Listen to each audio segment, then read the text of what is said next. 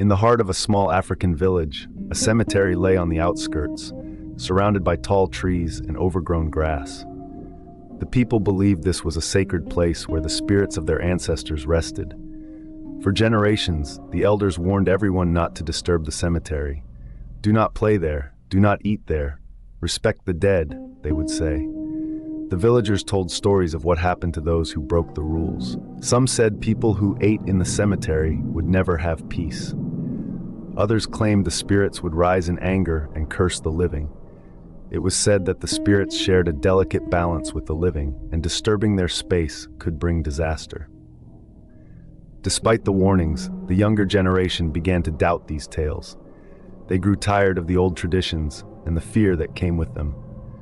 "These are just superstitions," said Eze, a bold young man who often challenged the elders' authority. One evening, the elders gathered the village under the moonlight to share an old story. They spoke of a young hunter from many years ago who had dared to eat in the cemetery. The hunter was never seen again. They said his spirit wandered the earth, trapped between the world of the living and the dead. The elders explained that the cemetery was not just a resting place. It was a doorway to the spiritual world. Eating there was like inviting the spirits to share the food, which they would take as an insult. "The spirits do not eat like us. They do not need food. When you offer them what they do not want, they will repay you with anger," warned the oldest elder, Mama Ngozi. But Eze only smirked. "These are just stories to scare us. There's no proof that any of this happened," he whispered to his friends.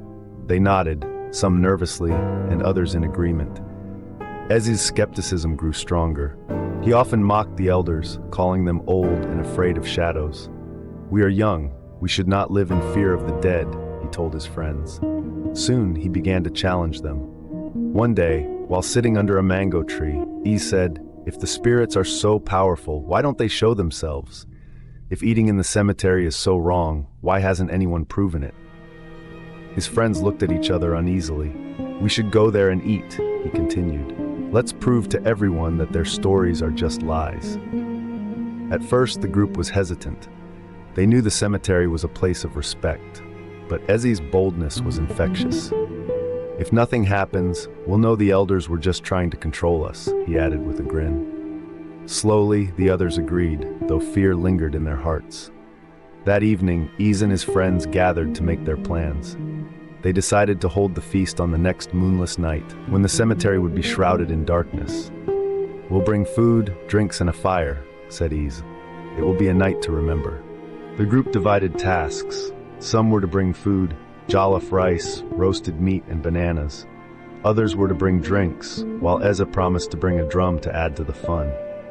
They swore to keep their plans a secret, knowing the elders would punish them if they found out.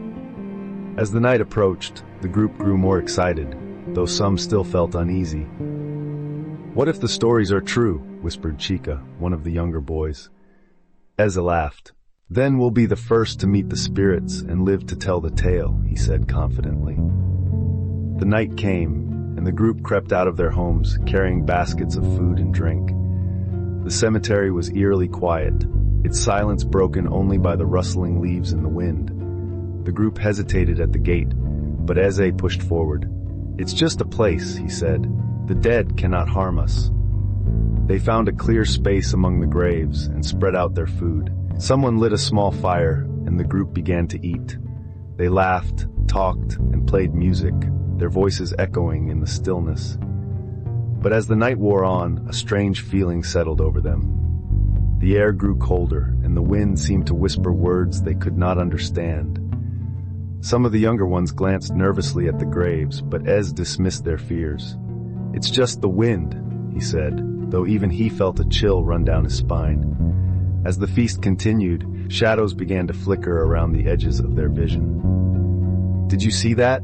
whispered Chika, pointing toward a large tree. The others looked, but saw nothing.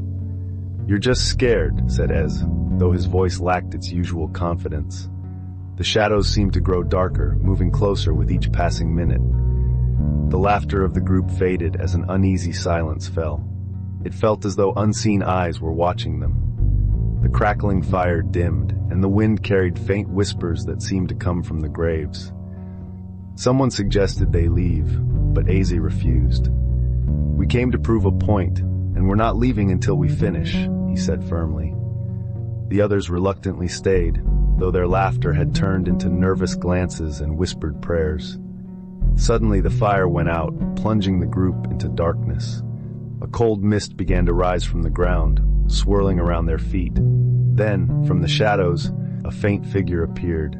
It was pale and barely visible, but its presence was undeniable. The group froze in terror as the figure moved closer, its eyes glowing faintly in the dark.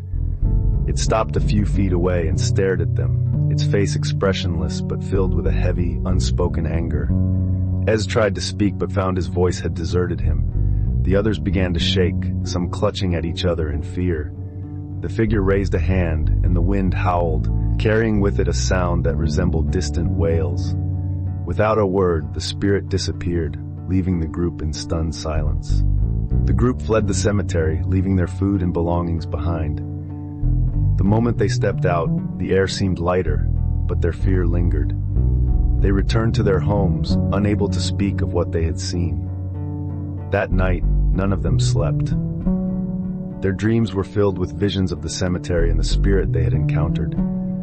When they woke, the marks of fear were etched on their faces, but the spirits were not done with them. The next day, strange things began to happen in the village. Chickens refused to lay eggs, and goats bleated in fear for no reason. The air smelled foul, as though the wind carried the stench of rotting flesh.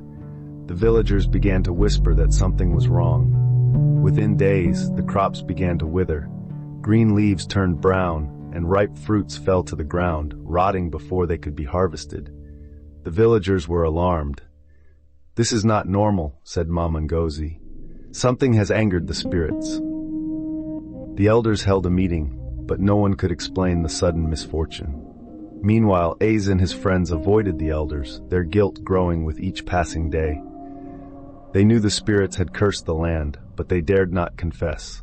The villagers began to suffer. With no crops to harvest, food became scarce. Mothers cried as their children went to bed hungry, and the once vibrant village grew quiet, weighed down by despair. Eze and his friends were not spared from the curse. Every night, they were haunted by vivid nightmares of the cemetery. They dreamed of graves opening, spirits rising, and cold hands pulling them into the earth. Chica woke up screaming one night, his body drenched in sweat. "They're coming for us," he whispered, his voice trembling. The others tried to comfort him, but they felt the same fear. The spirits were in their dreams, reminding them of their mistake. The nightmares began to affect their health. They grew pale and weak, their eyes hollow from lack of sleep. The villagers noticed their change but said nothing, too focused on their own suffering. The spirit's anger had begun to spread, and the balance between the living and the dead was shattered. Days passed, and the cemetery became eerier than ever. Villagers who went there to pay respects to their loved ones noticed strange things. The air was colder, and the usual songs of birds and insects were gone. Even the trees seemed to droop, their leaves turning gray. Mama Ngozi and the other elders went to investigate. They felt an unnatural heaviness in the air, as if the land itself was angry. One elder, Papa Anya, touched the ground and immediately pulled his hand back. "The earth is rejecting us," he said. "Something terrible has been done here." The villagers began avoiding the cemetery altogether. Graves that were once adorned with flowers were now bare and unvisited. The spirits, feeling abandoned and disrespected, grew angrier. The silence of the cemetery was not a peaceful one. It was the calm before a storm. As night fell, strange sounds began to echo through the village.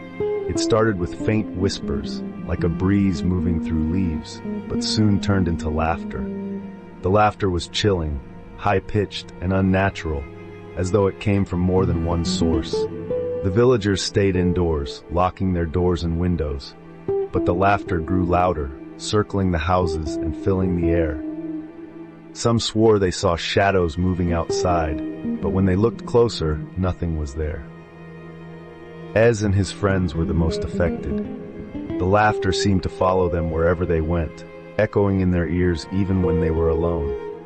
One night, Ez yelled into the darkness, "Leave us alone!" But the laughter only grew louder, mocking him. The villagers grew more frightened, and whispers spread that the spirits were no longer content to stay in the cemetery. They were coming into the village itself. The fear in the village began to unravel its traditions. Some people, desperate for answers, turned to outsiders for help, abandoning the elders' wisdom. Others, feeling hopeless, started breaking other taboos. They hunted sacred animals, cut down trees meant for rituals, and stopped making offerings to the ancestors. Ez and his friends, feeling trapped and guilty, tried to live as if nothing had happened. But their behavior was noticed. "Why do they look so sick?" Some villagers whispered, "Why do they avoid the elders?" The more the villagers broke traditions, the worse the hauntings became. The spirits, already angry, saw this as further disrespect. Strange illnesses began to spread. Children cried endlessly at night, and adults felt weak and restless. The balance between the living and the dead was crumbling, and the entire village was paying the price. The spirits made their presence known more boldly. They appeared in the dreams of villagers, whispering cryptic messages and warnings. But soon it was no longer just dreams. People began seeing figures in their homes, pale, glowing shapes that vanished when approached.